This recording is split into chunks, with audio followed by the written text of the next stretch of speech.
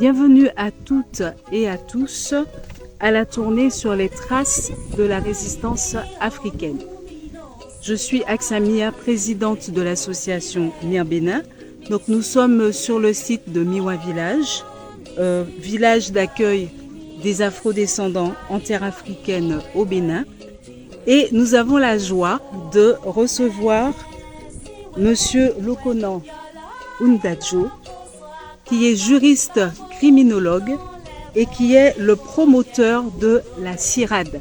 La CIRAD, c'est-à-dire la commémoration internationale de la résistance africaine et de sa diaspora. Bienvenue, Monsieur Lokonan Ndadjo.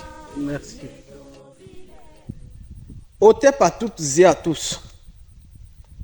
Je suis Lokonan Ndadjo Todaho, juriste, criminologue de formation, spécialiste de la criminalité de l'esclavage transatlantique.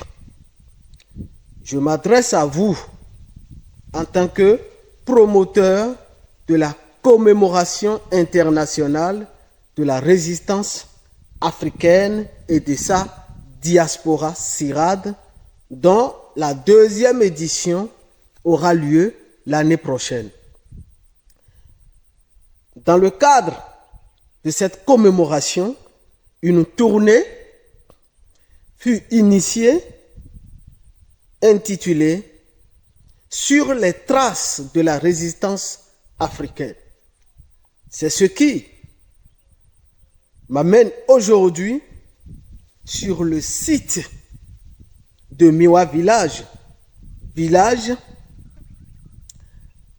en projet qui sera le village d'accueil des afro-descendants en Afrique, notamment au Bénin. Je nous parlerai des raisons et intérêts de la construction de ce village. Concernant les raisons, nous ne sommes pas sans savoir que la traite et l'esclavage transatlantique ont porté préjudice à l'Afrique. Parmi ces préjudices, il y a celui démographique, c'est-à-dire la traite et l'esclavage transatlantique perpétrés par les Européens en Afrique ont presque vidé le continent africain de son peuple.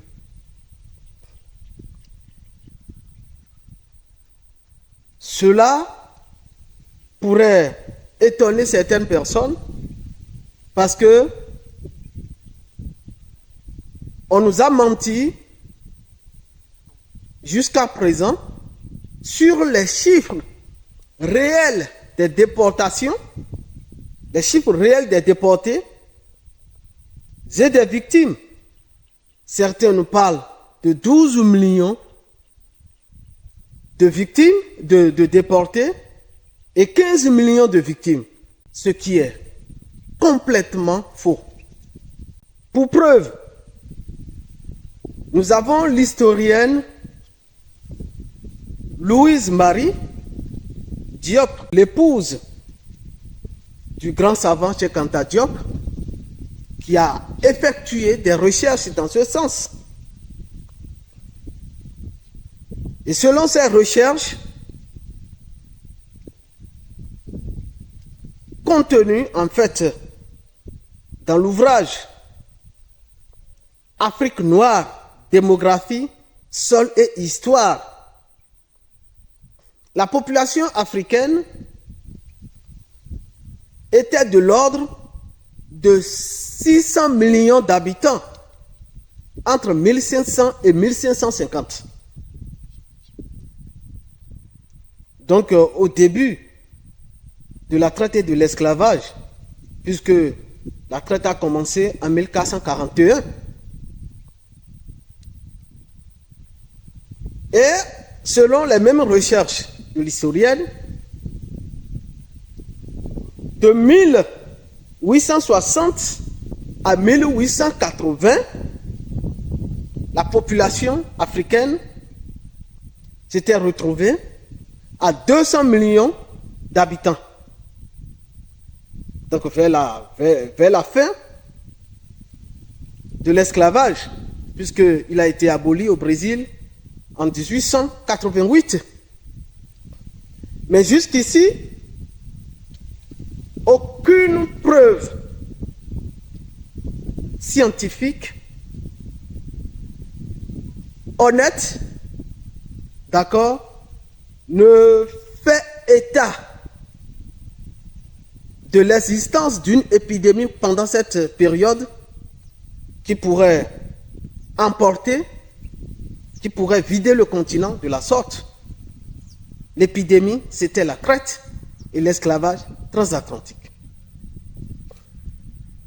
Pour aller plus loin, il est vrai que comparaison n'est pas raison, mais la comparaison pourrait nous conduire à la raison. À la découverte tardive de l'Amérique par les Européens, je dis découverte tardive parce que les Africains se rendaient déjà en Amérique avant que Christophe Colomb ne trouve un moyen d'y aller. Et c'est d'ailleurs une preuve du retard civilisationnel, scientifique de l'Europe par rapport à l'Afrique à cette époque. En 1492, à la découverte tardive de l'Amérique par les Européens, mais les Espagnols seuls ont fait 12 millions de victimes en 40 ans.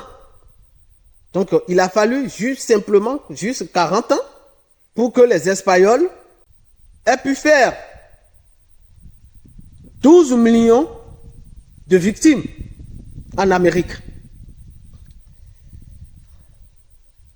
Et ce n'est pas moi qui le dis, c'est Las Casas qui l'a mentionné dans son ouvrage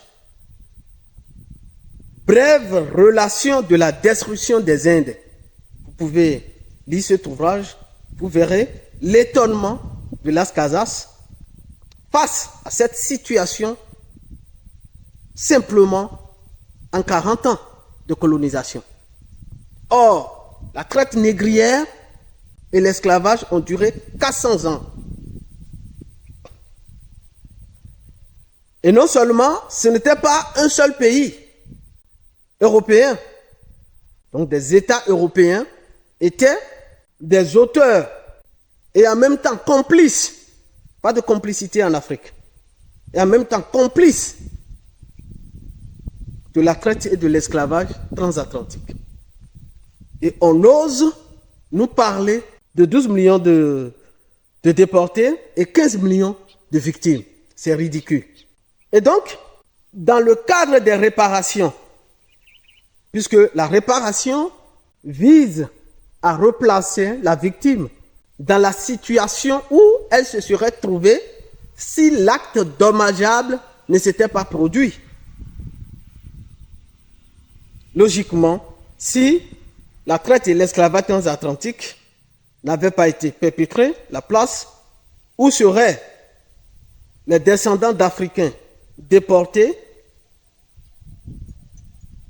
et mis en esclavage, ce serait clairement d'être en Afrique.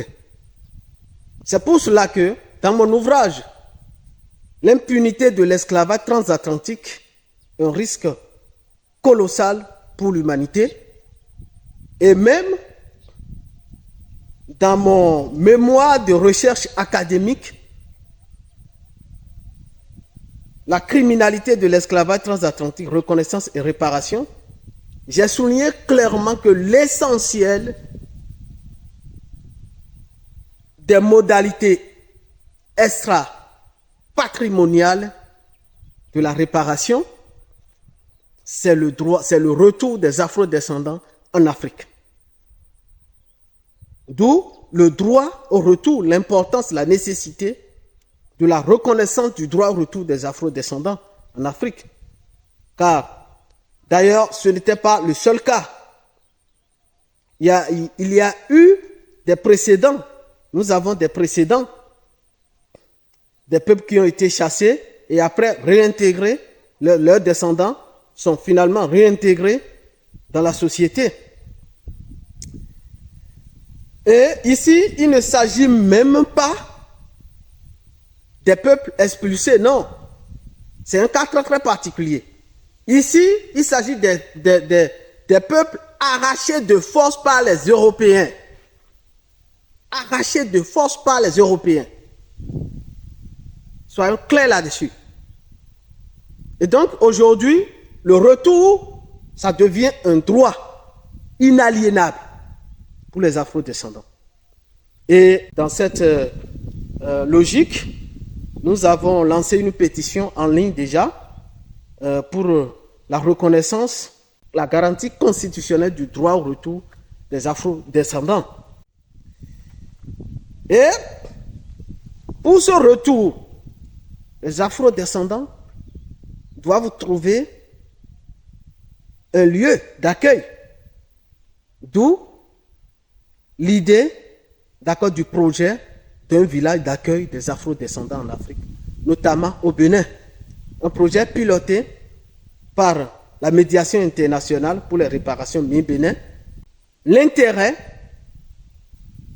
de la réalisation, la construction de ce village est vraiment visible à l'œil nu, parce que ce village fournira plutôt des informations nécessaires pour la préparation du retour des Afro-descendants en Afrique, notamment au Bénin, leur réintégration socio-culturelle, voire professionnelle. Ce sera aussi le lieu où les Afro-descendants en Afrique pourront être accueillis pour avoir des orientations, des conseils, des personnes ayant fait l'expérience du retour en Afrique, en attendant que ces Afro-descendants en retour puissent se relancer dans leurs affaires en Afrique. C'est également le lieu où les enfants pourront faire des expérimentations agroécologiques. Donc, pour finir, il est important qu'il y ait un cadre qui puisse s'occuper sur le plan administratif, socio-culturel, qui puisse s'occuper des questions liées au droit au retour, des questions liées au séjour des Afro-descendants en Afrique. Et déjà, avant la création, la construction de ce village, l'association Mir-Bénin a déjà enclenché des démarches pour la demande de naturalisation d'une centaine d'Afro-descendants volontaires au retour. C'est des démarches qui sont en cours. C'est un projet à soutenir. Nous invitons également les autorités politico-administratives, les têtes couronnées, les majestés du Bénin, de toute l'Afrique en général, à soutenir ce projet. Surtout à accéder aux demandes de naturalisation adressées par les Afro-descendants. Ainsi prend fin notre tournée d'aujourd'hui. Je vous remercie.